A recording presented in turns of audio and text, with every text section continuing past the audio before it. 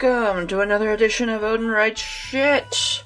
Today we're kind of taking a break from the calligraphy things, and I'm going to bring you another paper gauntlet / planner review, because it's a new year, so I needed a new planner. I got the Passion Planner.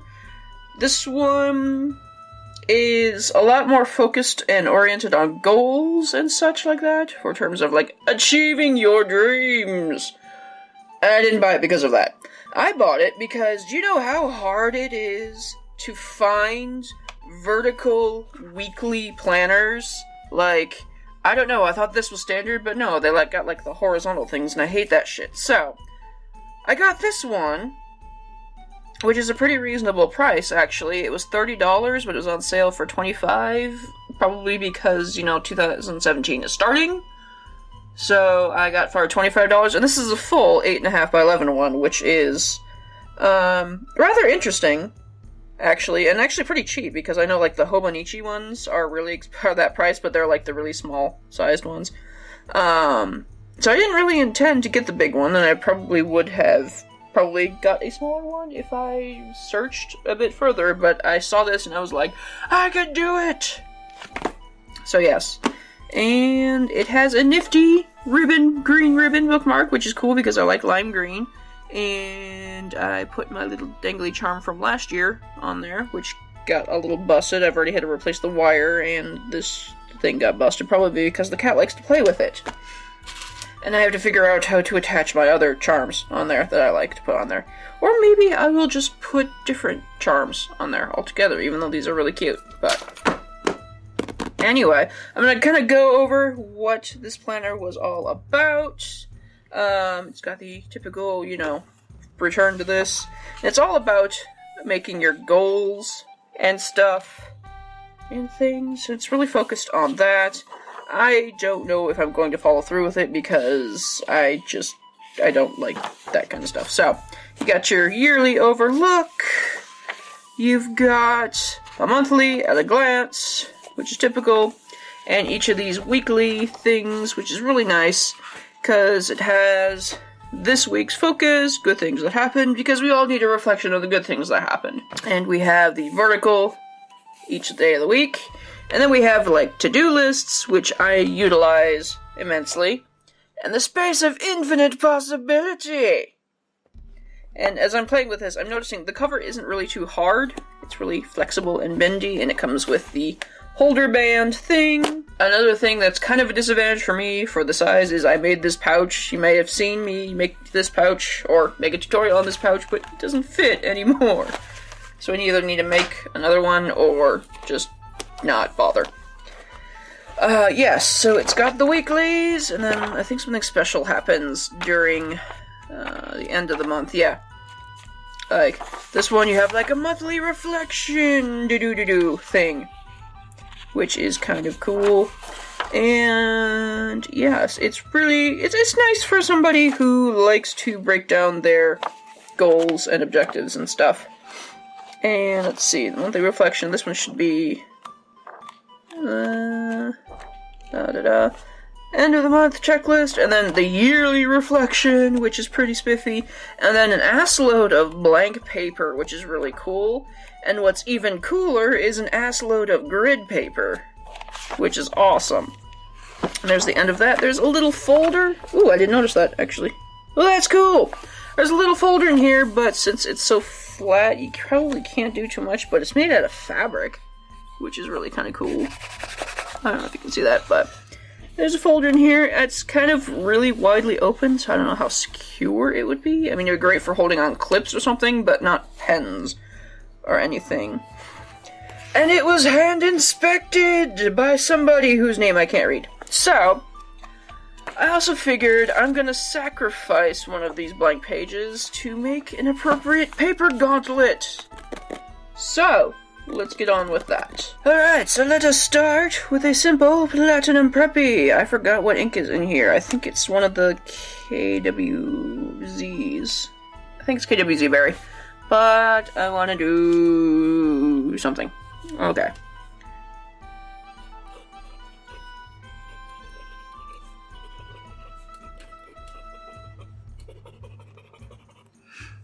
So the first thing I'm noticing is that it's not very absorbent. It's actually pretty wet. But the Preppy isn't feathering, which is interesting, because I tried it with a different pen, and it was feathering. But it's got a very smooth texture, but nothing as smooth as like the Tumble River, for example. It's closer to like maybe the Triumph, but not as glidey. It feels good, and you have to be kind of careful about the angle. I'm noticing it's kind of scratchier on other angles, but there's that one. This one I noticed feathered quite a bit.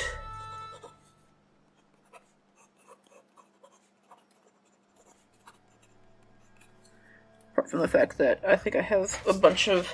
This is Organic Studios Gregor Mandel, which has a lot of chunky bits in it. So, yes.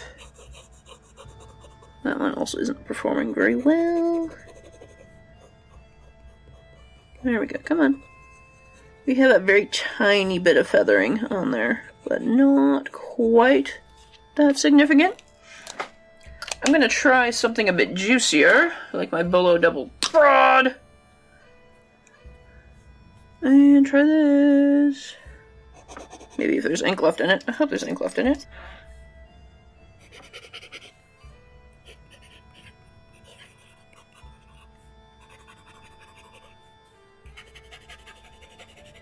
Not bad, actually. I'm very surprised. Holy shit. Yeah, that's pretty good. It's just... yeah, dry time. But that is an extraordinarily juicy pen, so be aware that you will have to be waiting a little bit for drying, so don't immediately slam your book together out of inspiration, or what have you. So finally, for the fountain penny area, I have a Preppy marker, which I love quite a bit. I think this still has Toucan Aqua in it, and that dried really quick. Well, kind of. Sort of. Nah, we still got dry times. Whee! And we have the issues of splintering if I got too much ink in there. We got some fuzzies going on. Try a bit of calligraphy.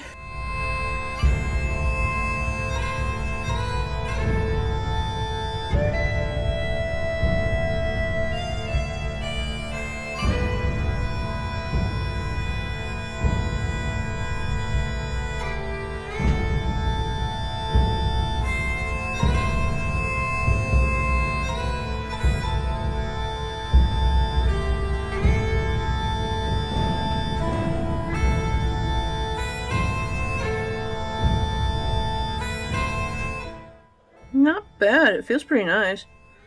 It's kind of oversaturating a little bit.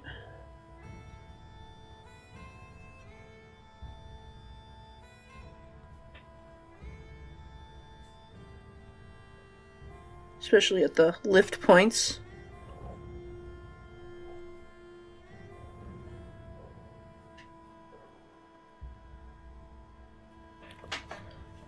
Okay. Now for the more standard... ouch, I just stabbed myself with a nib. Now for the more standard writing utensils, let's go with a ballpoint. Right here.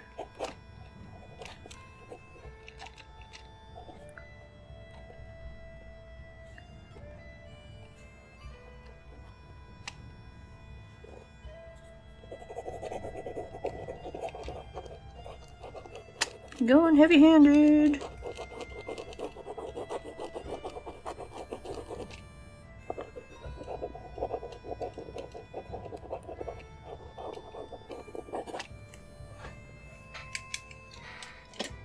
And a roller ball.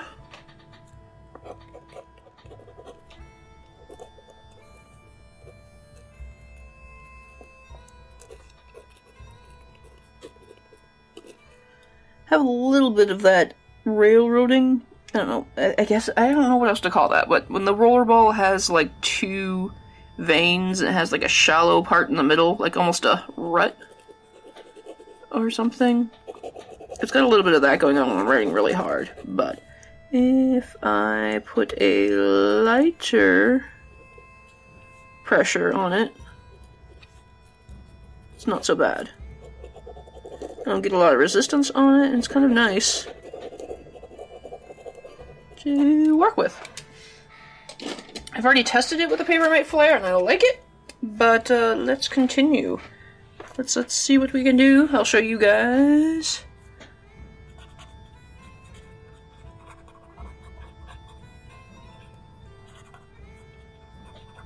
Pretty absorbent. Well, not really absorbent, but nicely performing.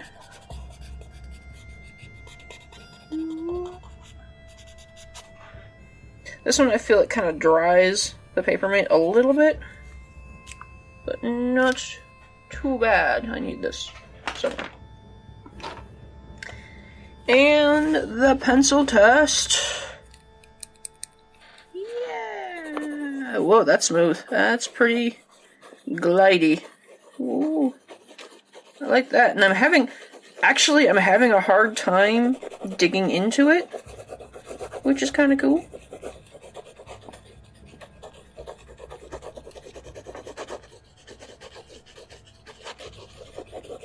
Wow.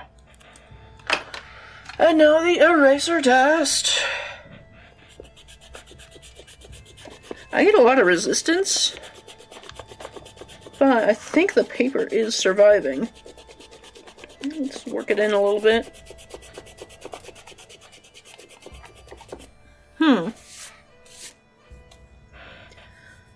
I can still see a lot of the indentation, or not indentations, but the lead markings on here. It's kind of hard to get a really clean sample, but I don't feel any integrity loss in terms of that. So, not bad at all. And finally, the paper killer, the Sharpie.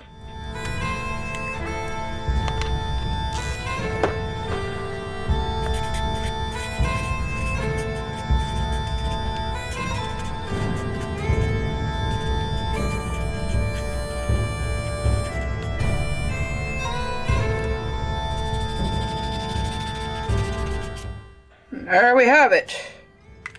And now my paper is a little bit curled from all the abuse, but that is our samples. I'll give you guys a little close-up, and so you guys can maybe check out what is going on.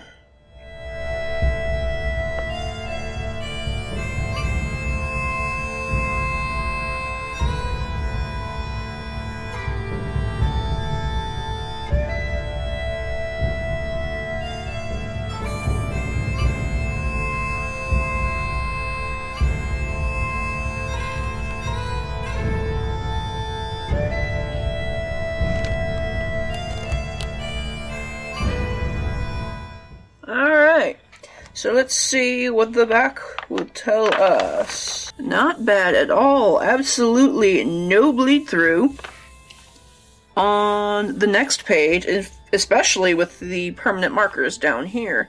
I barely feel the abuse from the previous page. It's there, but I can't really tell. Let's see.